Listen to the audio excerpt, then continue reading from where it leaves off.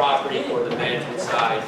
We currently have 425 units spread across Texas. We've grown that in a short couple of years. And so really the impetus of us starting this meetup probably 2 years ago now, and we're just facing here that we're here at our first meetup, there were 5 of us, and now sometimes we get 100. And so for that, it's grown just for the fact that this is meant to be a meetup where we talk about multifamily and use the room to gain access to what are the pieces you're missing. If you don't understand the market, we'll talk to people that are maybe diving into that market. If you don't know the team that you're missing in a market, well, learn what other people are doing in that market. So use the group. And don't show up to these groups and then go show up the next one. Don't take anything away from it. Have intent with what you're coming to at the meetup, just so you can get something out of it. So we have Aaron Blandino tonight. He's going to talk about where he's just hitting. There he is, hiding over there. Where's Waldo, right? He's talking a 14-unit case study here in New Jersey. That's going to be a great topic for us. A lot of people are very interested in investing in New Jersey. We invest out of state. We get a lot of questions all the time.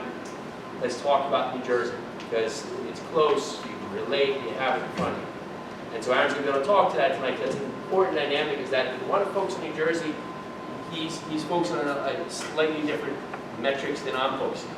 And why he's focusing on, we're going to learn about tonight. We like to focus on, working class, blue-collar neighborhoods that are really driven by workforce. And we don't think that's going to stop. There's always just a shortage for housing supply. And so when we're focusing on the city, we're always looking at the city from a perspective of we're not focused on the entire city. We're focused on parts of the city. And you can do that with any city. You live in Westfield, right? There's better parts of Westfield that drive a hour more than other parts of Westfield. Same thing with Elizabeth, same thing with Newark, same thing with Atlantic City, same thing with Austin. There's just parts that are going to be more pertaining to what you want to do. And so when you look at a market as a whole, you want to dive into where's the parts of the market that are going to fit my investment strategy, and if you are, of course, bringing capital in, are going to fit an investment strategy that can offer the best returns for the investors as well. I had someone talk about something, and something that really thought to me is that as I'm forming my business, I really have to think about myself as a CEO, but then also think about myself as a shareholder. Are my actions, what I'm doing, providing the value that would warrant, if I was the shareholder as well, the returns that shareholder is putting in or looking for. So ultimately, if I'm at a point where I'm trying to find property, but I'm not putting in the work to learn the terms, to learn the market, to learn how to raise money, to learn and speak to the team, to learn how to underwrite deals, well then I'm doing a disservice to my end product. So we generally cover a number of different topics each of these meetups, and tonight, of course, we're going to talk a little bit about mindset, and then we're going to jump into the case study. But let's start here because I talked to probably 4 or 5 people tonight that are either closing a deal, whether buying or selling. So let's have a couple of wins, just because I know a couple people are just closing their first deal, a couple people are closing another deal. So let's talk about some of those deals real quick, and give myself a little time as Kulis gets in here. So I'm throwing Arun up there, because I know Arun just closed on a property in Phoenix, and this actually just came shortly after a property in San Antonio, which I think we'll talk about a lot. Talk to us about that one. Yeah, so we closed on a 137 units property in Phoenix. This was an on-market deal. Multiple rounds of bidding. What was, so on market, and what set you guys apart from the other groups that were bidding? It's basically the team, the track record, the previous closings with the team, and the underwriter was on a call, like rooting for our team and our underwriting. So that made a big difference. So you go into interviews with the seller, they have to pick out of 3 or 4 teams, and you got to set yourself apart. What makes them pick you, right? So it basically comes down to the team, the earnest money, the hard money down, and basically the underwriter itself. And he was on the call saying, hey, I overlooked everything, and it's a good team to go with. And see, that was Arun and his team set up the groundwork, right? And as you get into these bigger opportunities, you go into these, you are going to start having these calls with the seller, because they want to know, who are you, the buyer? They want to know that you can perform, and they're not going to go through all this song and dance with you and spend 30, 75 days of their life having the property toured, having everything come out just to find that you get close and they can't pull the capital and get the deal done. Yeah, and we were not even the highest bidder. Sure. Who? Can you talk about the team? Talk about your team. So our team consists of two folks on the ground in Phoenix. Both of them are brokers, so they know a lot of the people in the industry. They know the brokers. They know the property management company CEO, and one of them is in California, and myself from Jersey. So we have closed previous deals, and that makes them comfortable. And like I said, we were not even the highest bidder. So it all comes down to what was our strategy. Like even before we made an offer, we had done a lot of the due diligence using our property management company, and that company manages other properties for that seller also. How was the financing structure? No, go for it. Last question. Sorry. So it is a Freddie Mac financing, 10-year fixed loan. We got like 4 years interest only. What was the interest rate? Interest rate was 3.8. Wow. 4 years interest only. 4 years interest only. Yeah. 10-year term. 10 years now. Wow. How much down payment do you have? We had about 25% now.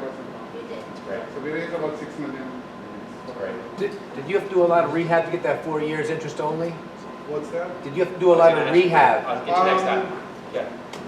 No, it's 94% occupied, but so all of the rehab money that we raised, it's not part of the loan. We raised it outside of the loan so that we can do as much as we want, and then if we don't need to, we can give that back to investors.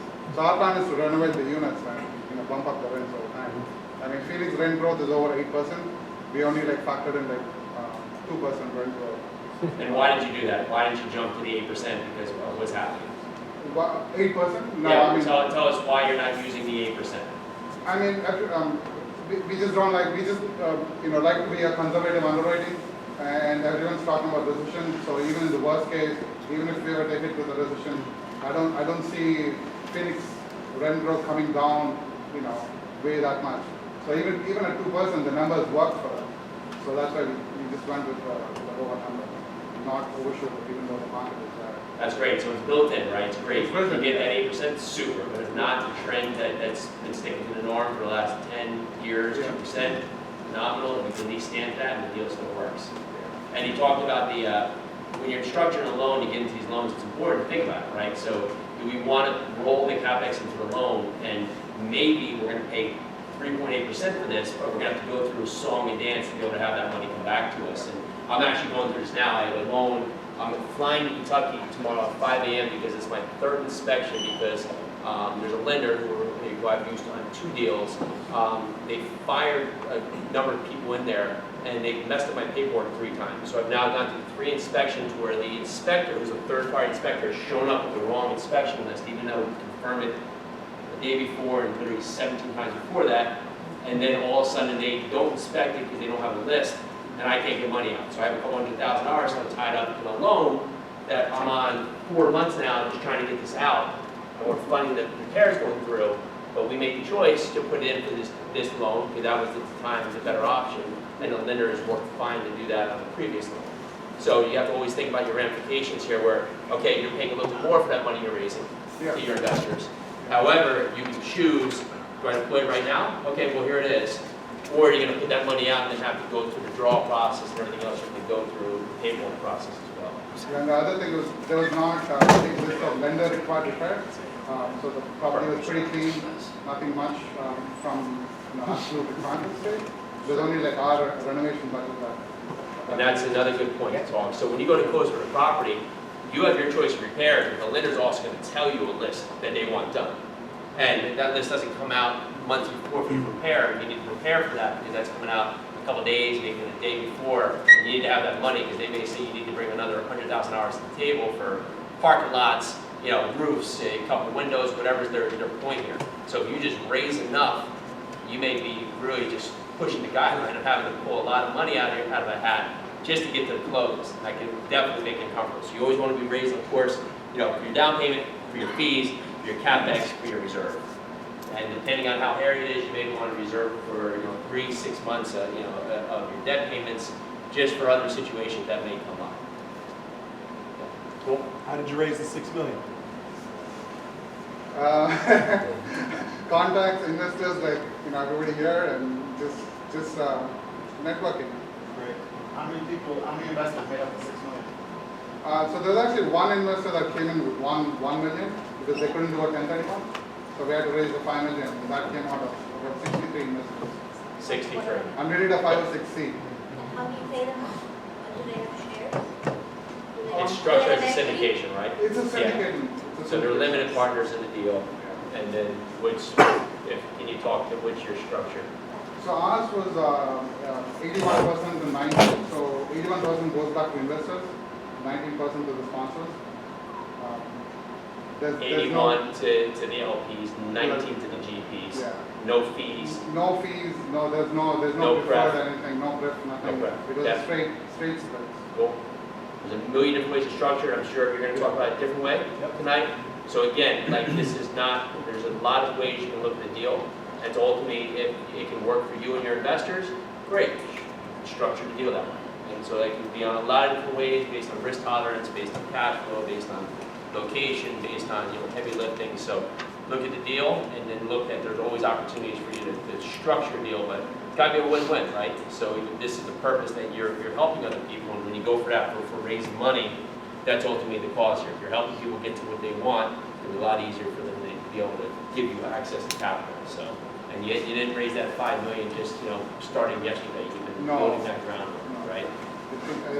This one took us about, I think about 3 weeks to get that. 3 weeks. Still pretty good, right? so, Say 63 investors? 63. Oh my gosh. yeah. So that actually segues to, we'll put this up after, but I did talk about, because we've had a lot of people talk about having difficulties for raising money. I actually just had a couple people come to me recently, and they're coming up with closing, and they're short a couple $1 million, and it just comes down to it. There's generally 4 stages for raising money that I know work, and I'll give them to you, and then I'm just going to give you 10 ways you can grow your investment. The 4 stages is honestly, you have to go and understand what people want. If I show up and I need money from you, well, that's a pretty desperate feeling. You generally don't get the result. If I show up without any context, before I even have a property, and a room with building relationships before you have these properties to go. But you want to understand what they want. If I come to an investor and the investor wants short-term return into for 2 months or 3 months, well, if I bring a multifamily deal for 10-year hold, it's ultimately not going to be the right product. It's not going to be the right opportunity now. Maybe later. But ultimately, it's not going to be the right thing for them right now. So for me, I want to understand what they want so I can make sure that I'm providing the types of properties that are going to work for them. Some people just may want New Jersey. I have friends that I grew up here in Westfield. They only want properties in New Jersey. If the property lit on fire, they would never know because they're not going to drive by it, but they want just properties in New Jersey.